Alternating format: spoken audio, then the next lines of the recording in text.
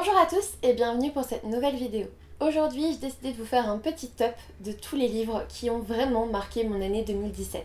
Ça me permet de faire un petit peu le bilan de 2017 pour mieux passer à 2018. Du coup, dans cette liste, il y aura non seulement mes coups de cœur, mes coups de foudre évidemment, mais aussi les très bonnes lectures que je souhaite conserver dans ma mémoire pour les années à venir. Le premier livre est évidemment A Court of Thorns and Roses de Sarah J. Maas aux éditions. Alors en français c'est La Martinière Jeunesse, là c'était Bloomsbury il me semble, donc c'est Un palais d'épines et de roses. C'était le premier livre coup de foudre, coup de cœur de cette année 2017. J'ai vraiment adoré. Dans cette histoire nous allons suivre Fer qui en gros va revisiter un petit peu le conte de la Belle et la Bête. Il va y avoir un monde vraiment de fantaisie derrière mais pas trop compliqué, du coup ça m'a beaucoup plu. J'avais fait une vidéo dédiée pour ce livre, alors n'hésitez pas à aller la regarder pour en savoir davantage. En tout cas, j'ai déjà le tome 2 dans ma pile à lire et je peux vous dire qu'en 2018, je compte bien me le faire. Ensuite, j'avais aussi beaucoup aimé Les Mystères de l'Arispem de Lucie Pierre-Apajot aux éditions Gallimard Jeunesse. C'est un livre que j'avais acheté les yeux fermés étant donné qu'il avait remporté le même prix que Christelle Dabos pour Les Fiancés de l'hiver. Et j'ai pas vraiment été déçue, j'ai beaucoup aimé, voilà, l'Arispem en fait c'est Paris, enfin j'ai beaucoup aimé le fait qu'il y ait un langage un petit peu décalé dans ce livre, que ça soit une fin alternative d'un fait de l'histoire, et puis ça se passe en 1899. Franchement j'avais tout adoré, j'avais beaucoup aimé les personnages, j'avais beaucoup aimé l'histoire, mais il était un petit peu court et il manquait quelque chose. Je crois que c'était une très bonne lecture ou un petit coup de cœur, mais dans tous les cas j'ai très hâte de lire le tome 2 en 2018. Ensuite j'avais eu la merveilleuse surprise de recevoir Je suis ton soleil de Marie Pavlenko aux éditions Flammarion Jeunesse. C'est un livre que j'ai dévoré, que j'ai adoré. Comme vous le voyez, j'ai noté pas mal de passages à relire. En fait, ça va être un livre sur l'adolescence, sur la vie en général. C'est très bien écrit, c'est du Marie Pavlenko, j'adore cet auteur. Au cas où vous ne le sauriez pas déjà, je pense que si vous ne l'avez pas lu en 2017, il va falloir fortement vous y pencher. Ensuite, j'avais eu aussi un coup de cœur pour Diabolique de S.J. Kincaid aux éditions Bayard. C'est un livre que je comptais pas forcément lire et finalement on me l'a proposé en fait, du coup j'ai dit oui. Et heureusement, mais heureusement, j'ai adoré ce livre. Dans ce roman, nous allons donc suivre une diabolique. Une diabolique n'est pas un humain en fait, c'est je sais plus comment expliquer ça, c'est une créature en fait qui a été créée pour protéger un seul humain. Et elle va être embarquée dans une histoire de fou pour protéger l'humain pour lequel elle a été programmée en fait. Et du coup nous allons suivre cette diabolique là dans un monde vraiment de trahison, de pouvoir. Enfin c'était génial. Vraiment si vous ne l'avez pas lu en 2017, clairement foncez. Ensuite, j'avais eu aussi la bonne surprise de découvrir The Vanishing Girl de Laura Thalassa aux éditions Amazon Crossing, donc c'était le tome 1. J'ai vraiment adoré ce livre. Alors évidemment, c'était un e-book donc sur ma Kindle, donc voilà, c'est pour ça que je vous mets juste la photo, je n'ai pas revendu, hein, c'est juste un e-book. Et voilà, on va suivre une jeune fille qui, alors si je me souviens bien, lorsqu'elle s'endort, elle va dans des autres endroits en fait, elle vanish, elle disparaît. Et j'avais adoré ça parce que du coup il y avait une certaine mission, il y avait un certain mystère, il y avait pas mal de choses qui se mettaient en place. J'ai le tome 2 sur ma Kindle, j'ai juste hâte de le dévorer aussi. Ensuite j'avais découvert Imperium qui m'avait été envoyé par les éditions Hachette sous la forme d'un e-book. Donc c'est de Henry H. Neff si mes souvenirs sont bons. J'avais adoré ce livre. Je ne comprends pas pourquoi on n'en a pas plus parlé cette année parce que vraiment c'est un petit monde de fantaisie absolument génial. C'était voilà, c'était de la fantaisie mais c'était gentillet, c'était vraiment pour young adult. Là pour le coup c'est vrai, c'était pas trop compliqué et moi c'est ce qu'il me faut parce que la fantaisie sinon je m'y perds et ça me saoule. Et ce tome 1 avait été génial. Il y avait plein de mystères, il y avait plein de surprises, il y avait un très bon dénouement. Et d'ailleurs il est tellement génial que j'ai le tome 2 dans ma pile à lire. Cette fois-ci je l'ai acheté, je pense que j'achèterai le tome 1 pour les avoir tous les deux dans ma bibliothèque. Parce que voilà, ça me manque un petit peu, j'aime bien les e-books mais je préfère quand même les livres papier. Ensuite, alors pour le coup, j'ai un train de retard, voire environ 1000 trains de retard. Cette année, j'ai découvert le premier tome des Chroniques lunaires, donc Cinder, de Marissa Meyer aux éditions Pocket Jeunesse. J'ai adoré ce livre, je ne vous ferai pas l'affront de vous donner le résumé de ce bouquin, mais vous pouvez être sûr et certain que cette année, je vais poursuivre cette saga. J'ai déjà Scarlett dans ma pile à lire. du coup ça ne saurait tarder. En même temps je dis ça à chaque fois, j'ai beaucoup de livres à lire mais j'ai vraiment hâte de découvrir la suite. J'avais eu aussi une très belle surprise avec Follow Me Back de A.V. Giger aux éditions Robert Laffont dans la collection R. C'est un livre que je crois avoir dévoré en une journée à peu près. Il se lit super vite, c'était très addictif. En fait dans ce roman on va suivre Tessa qui est la fan absolue d'Eric Forne. Et Eric Forne, donc c'est un chanteur qui s'ennuie, qui est très seul. On voit souvent ça, hein, les célébrités sont très seules finalement. Il y a beaucoup de fans, mais quand on a une masse comme ça de fans, je vois pas trop à qui on peut s'adresser directement. Donc les célébrités sont très isolées, c'est très bien montré dans ce livre. Et il va faire du coup un troll. Il va faire un compte Twitter pour se démonter lui-même. Et de là, il va en venir à parler à Tessa et via tous les tweets qu'ils vont échanger, ils vont voilà, nouer une certaine complicité et Tessa ne sait pas qu'elle parle à son idole de toujours. Et voilà, c'est un petit peu ça l'histoire. C'est vraiment génial parce que justement ça utilise les nouvelles technologies, les réseaux sociaux, etc. Et je trouve qu'il y a trop peu de livres qui l'exploitent alors que clairement on est tout le temps dessus. Regardez, si vous me regardez en vidéo, c'est que vous êtes dessus. Donc voilà, je trouvais ça génial et j'ai vraiment hâte d'avoir la suite parce qu'on est resté sur un cliffhanger de malade.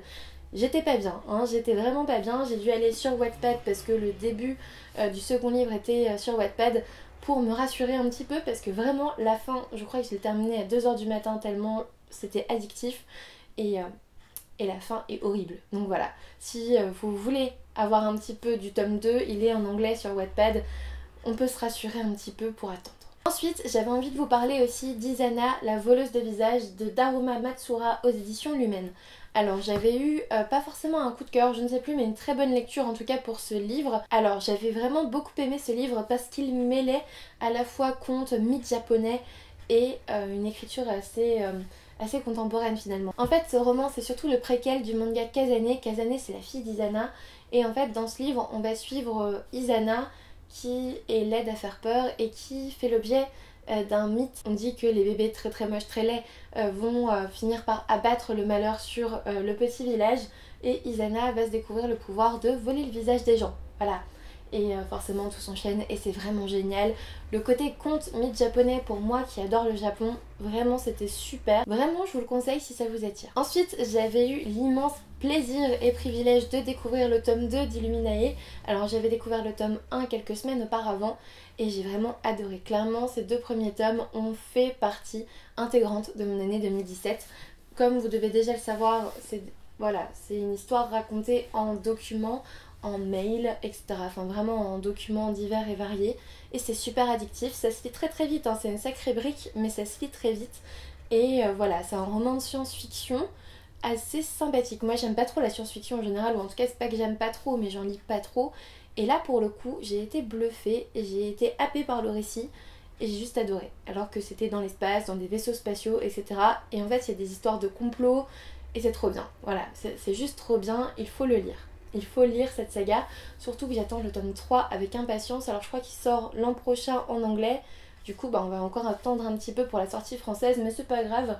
La fin de ce tome 2 c'était pas un énorme cliffhanger non plus, donc ça va. Ensuite, alors je ne pouvais pas faire cette vidéo sans vous parler d'un livre de ma maison d'édition chouchou. Il s'agit bien évidemment de la maison d'édition Charleston. Et cette année, j'ai décidé de me souvenir de ce livre. Les lendemains avaient un goût de miel de Marlène Schiappa, donc aux éditions Charleston. J'ai adoré ce bouquin, il est tout fin, il se lit très vite et je sais que certains ne l'ont pas forcément apprécié, mais voilà, j'ai été vraiment happée par ce roman, j'ai adoré ce livre. Comme souvent, on va avoir un récit à deux époques, on va suivre à la fois Justine dans le présent et Jolie Rose de son enfance à ses fiançailles, il me semble, au 19e siècle à peu près. En tout cas, à la fin du 19e siècle jusqu'en 1918 à peu près. Et j'avais vraiment adoré ce côté, voilà, on est encore immergé dans la guerre, on voit des femmes fortes, encore une fois, et l'aïeul de Justine va beaucoup l'aider finalement. Et je sais pas, j'ai vraiment fondu pour ce livre, je pense que je le relirai. Alors pas tout de suite parce que voilà, il est encore à peu près frais dans ma mémoire, mais il est tellement petit, il fait combien de pages? 184 pages, donc clairement si vous voulez une petite lecture assez rapide, je vous conseille celle-ci. Ensuite, alors j'ai hésité à le mettre, mais comme ça a été une très bonne lecture, je voyais pas pourquoi je ne vous le citerai pas. J'ai été très surprise par ma lecture de L'Empire de Sable de Kayla Olson aux éditions Robert Laffont dans la collection R. J'ai bien aimé cette dystopie écologique et j'attends vraiment de voir ce que Leonardo DiCaprio compte en faire à l'écran.